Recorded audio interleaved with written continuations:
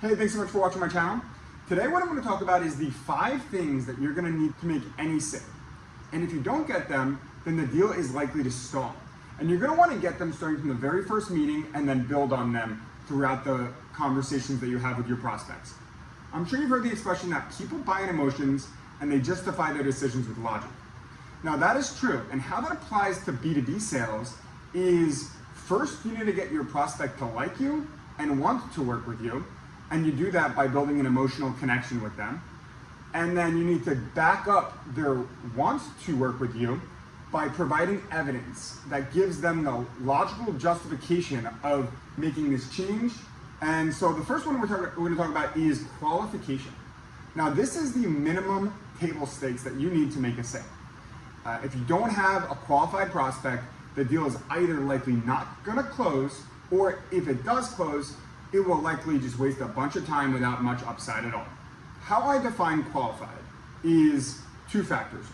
One, they're going to need to have a need for your offering.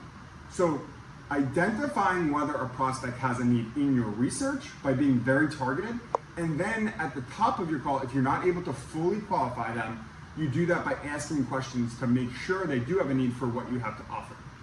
The second one is equally important and required for the sale, and that is to have a means to purchase your offering. Now, what that means in practice is they need to have a budget available, and they need to have the budget in the short term. It really means nothing if a prospect has a ton of money, but they're working with a competitor, which is seen as a redundant solution if they were using yours as well. And so identifying at the top of your meeting whether they have a need and whether they have the means to buy from you are going to be extremely important, because you don't want to end up spending a ton of time with a prospect who is not qualified. This is critical to your time management. All right, so that's number 1, qualification. Number 2, building rapport. So this is the first thing that you're going to do with your prospect. This is going to be the core of whether your prospect likes you or not. And you can start immediately building rapport in a few different ways. Number 1 is just being excited to see them when they join the meeting. Just smile at them, just be excited, making it clear that you're happy that they joined the call. That's going to immediately put the conversation off on the right foot. The other ways you can build rapport are by active listening. So by being very tuned in to your prospect, asking questions. Everything they say is the most important thing in the world at this moment. And so you can demonstrate that by being leaned in, make sure that you're not being distracted by anything. They have your full 100% attention. Eye contact is the best way to demonstrate that. The next one is to just match the energy that they are giving off, right? If somebody is super energetic, positive, bubbly, you should be the most energetic version of yourself. If somebody is more timid, then you should tone down your attitude and not be super energetic. The thing is that people tend to gravitate towards people that are like them. You also are able to build rapport by relating to somebody, right? So you can do this through your research. You're able to see, all right, is there anything that we have in common? Maybe you went to the same school, maybe you're in the same program, maybe you're in the same group. That's something that can connect you guys right off the bat. By relating to them on a personal or professional level, that's going to immediately get you into rapport. So that's number 2, which is building rapport. Number 3 is credibility. So the way you want to do this is by demonstrating your expertise. You want them to look at you like somebody who knows what they're talking about. You can do that is just by telling them at the top of the meeting, hey, this is what I found out about you from my research. This is some similar companies that we've helped. These are some of the challenges they're experiencing. And then you can then get into them. One of the core things in my book, Top Sales Producer, is to make sure that you are able to earn the right to ask questions. So if you just immediately jump into generic questions that you could have easily found the answers to by doing your own research, then that immediately makes you look like you're not a qualified person to be speaking to them. You're not maybe a person of your word, and it comes off more self-centered. Whereas if you were to tell them up front, hey, I did my research, I saw that you're focusing on X, Y, and Z. I do have some ideas that I feel like we can help, but I just have a few questions to make sure, because there's a few different ways that you can work with us, and I want to make sure that we're talking about the right one. That will come off significantly better to your prospect, because it shows that you're asking these questions for a reason. Stories are going to be the best way to build credibility. If you can tell stories that are about a competitor who is very similar, And if you name drop, you're going to immediately build credibility, because as salespeople, obviously we're biased. But if we're able to tell a story about a similar company, then right there it shows that don't listen to me, this is my experience.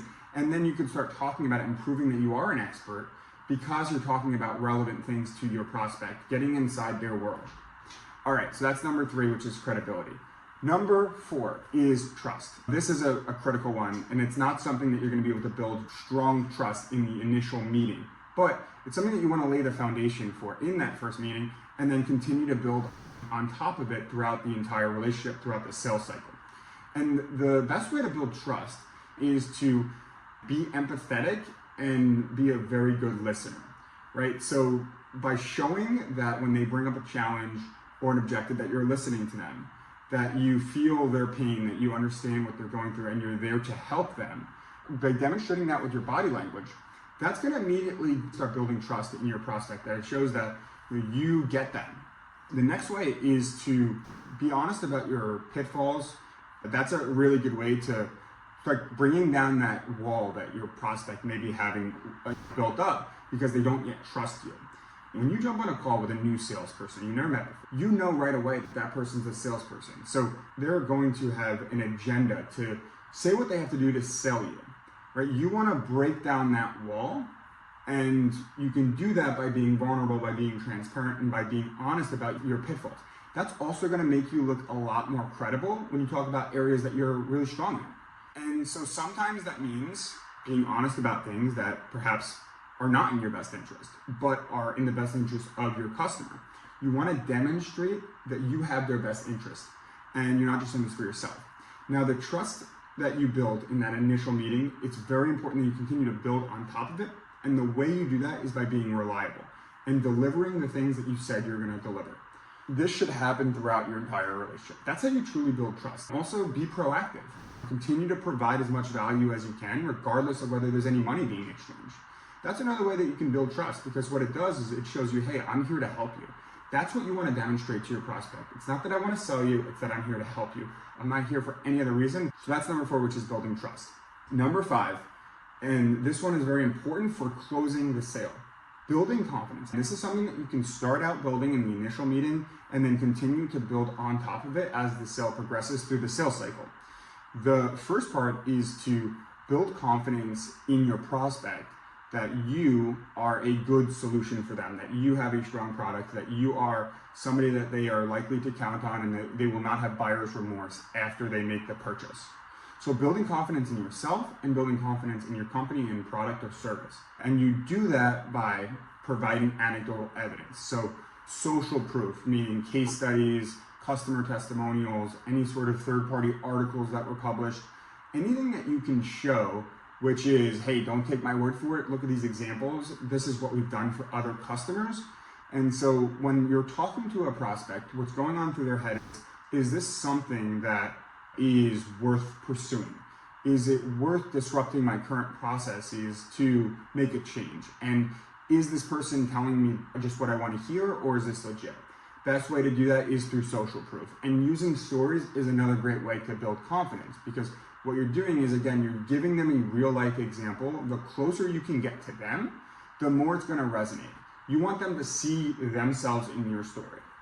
The second part to building confidence is the confidence that they're going to need to make the change.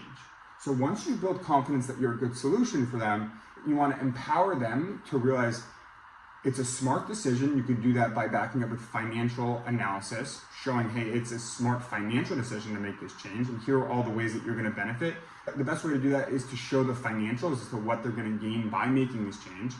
And if you're selling to a particular individual who's then going to have to sell to others, they need to have the confidence that this is something it's worth going out on a limb for, and they are capable of making the change. Hey, listen, I understand the hesitations. I had some other clients that were feeling the same way, and this is what we did for them. They made the change, and they're able to succeed, and I believe that you'll do the same because you are so similar to them. So confidence in yourself is only the first part. You need to then empower them to have confidence in themselves to be able to make the change, and that it won't be anything that will be too disruptive, because at the end of the day, it is a risk anytime you make a change. All right, so just to summarize, the 5 things that you need to make any sale are qualification, building rapport, demonstrating credibility through expertise, showing that you're somebody that's worth talking to, you know what you're talking about, trust, and confidence. These are all emotions. Emotions will transfer. Your body language, your way of talking, if you're talking very enthusiastically, if you're talking in a way that expresses your conviction, that will transfer to your prospect. Showing empathy, that will also transfer to your prospect. So make sure that you're very cognizant about the tones that you're using, the speed that you're speaking at. You're not coming off as too desperate for making any one sale. And the way you do that is to have a full pipeline. So make sure that when you're going into a meeting for the first time with a client, that you check off each one of these 5 boxes. You can check out my meeting hack on how I secure next steps in meetings within 5 minutes at andrewbarbuto.com/meeting hacks, or you can download my free outreach strategy that I use to secure meetings by using a combination of phone, email, and LinkedIn Sales Navigator. You can go to andrewbarbuto.com/outreach. Sign up for my book waitlist. My book is coming out. It'll be available for pre-order next month. It's called Top Sales Producer: How to Crush Your Sales Quota. It will take you through all of my processes step by step from day one through closing the deals, using all of my best practices from the last 8 years. andrewbarbuto.com/book in order to sign up for the waitlist. Thanks so much for watching, and remember, if you're not helping, you're not selling.